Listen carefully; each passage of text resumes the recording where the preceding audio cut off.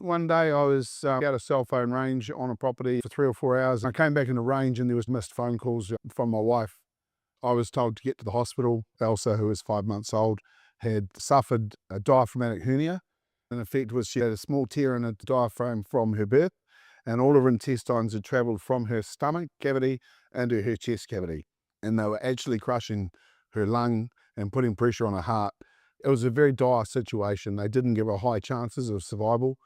Okay, so some of you may have seen our podcast now, some of you may not have. This is the final podcast in that series. Lots of the guests said that they felt that I should do a podcast, a solo. I wasn't convinced, to be fair, but I have been convinced because they've all said that they believe that the story that I'm going to share is a story that should be shared. So they all came on. We met them here in the wonderful Bronte studios. We also met them online from around the world. And around the production of the podcast, we also had a lot of interaction, and they asked me what I'd been doing, and I shared parts of my story. And so I'm going to take their advice, and I'm going to share quickly the more recent part of our journey, which involves Yelsa and the development of Yelsa and what's been involved and what we've been up to and the motivations behind it. It's very fitting that we're doing this today because today is the birthday of my daughter, Elsa. Elsa's named after her grandmother, who passed away in the same year that she was born. So Elsa turned 7 today.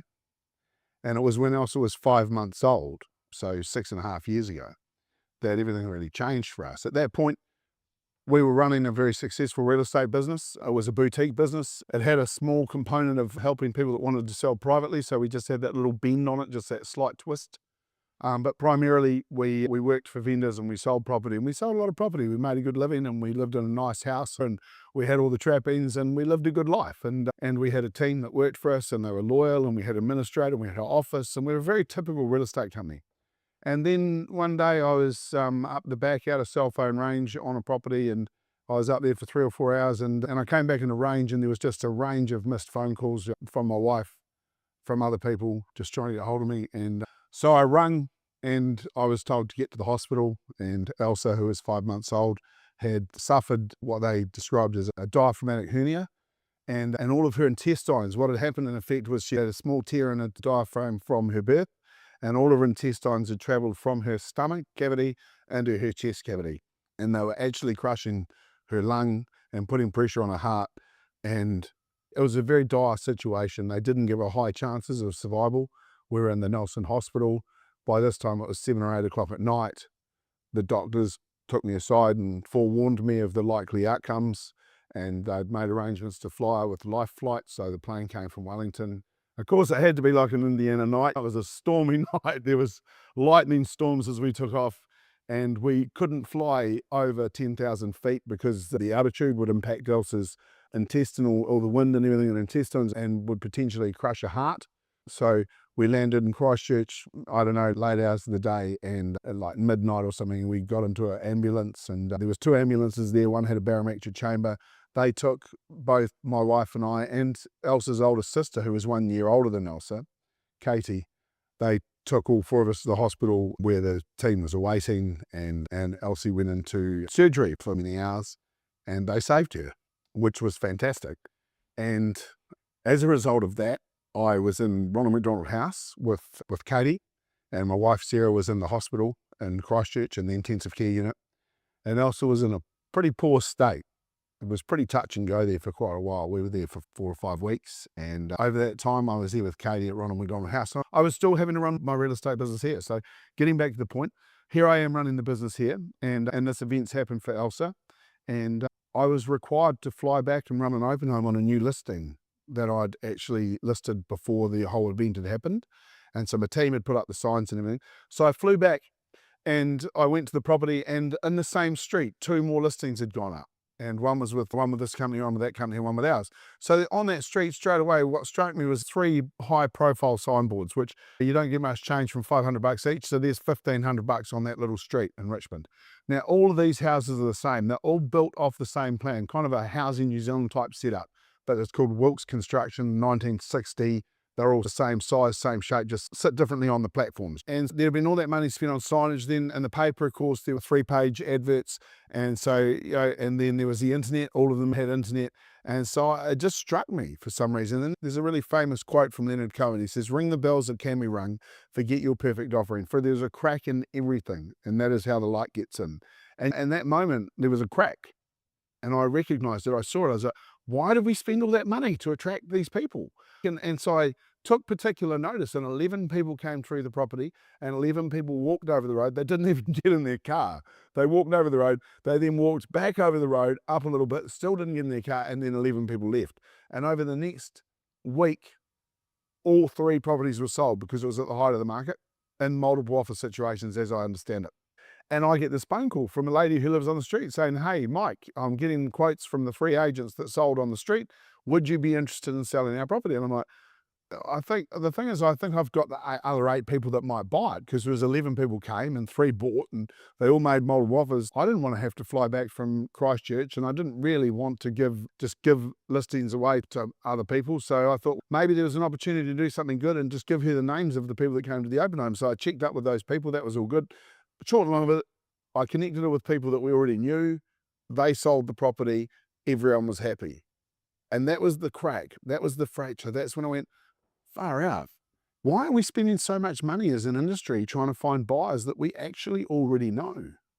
These buyers have been through, they're pre-approved, they've been through finance brokers, they've talked to their banks, so they've done everything. And these people come to us looking for houses, and they've signed their names on registers, they give us their emails, they send us texts, they ring us at 7 o'clock on Saturday night. We're always moaning about it as an industry, about getting rung by buyers all hours of the day and night. There they are, we've got their lists.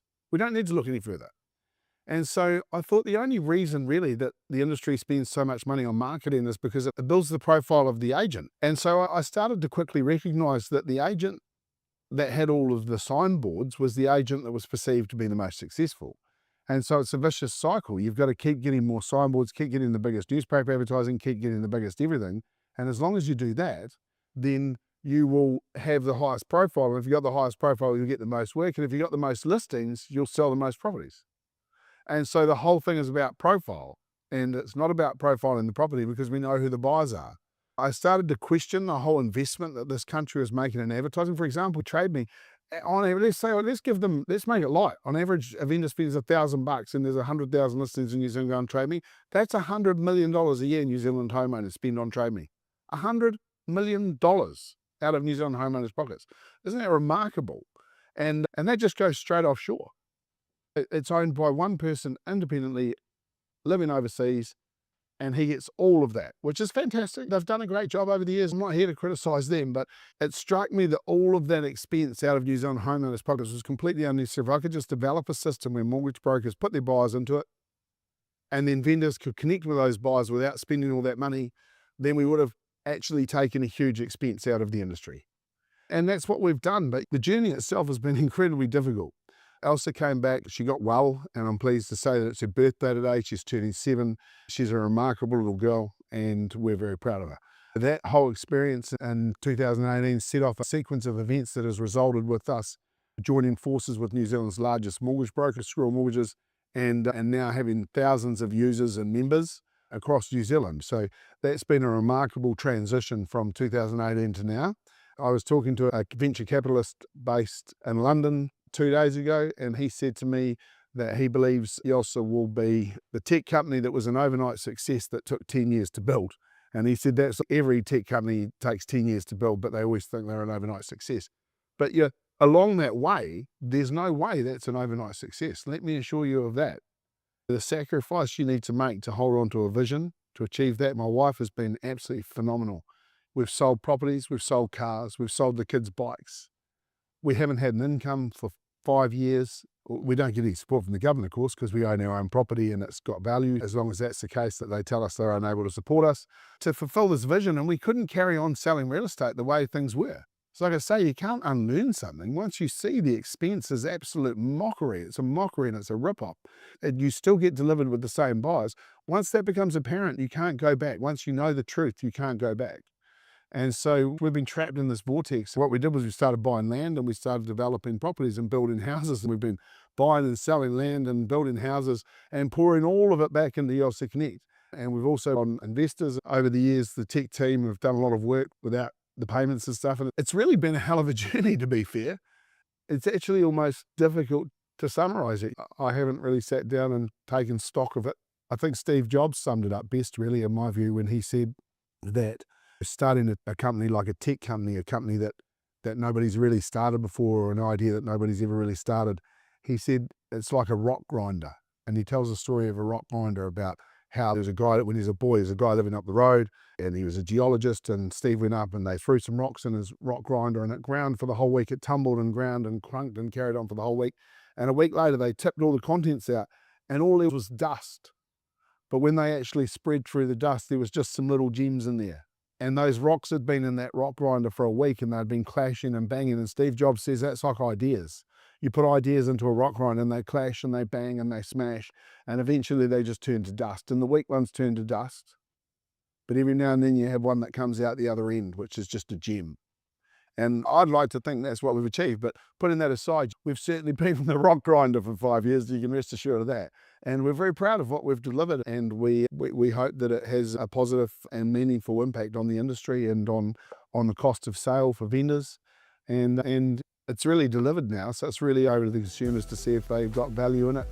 And we just got to keep supporting it and following it through. So thank you for taking the time to watch the video. It's just a quick origin story. A lot of people ask me. And hopefully someone's enjoyed it. So thank you for taking the time. And don't forget to create your membership on Yossa Connect. It'll be good to see you there. Have a great day.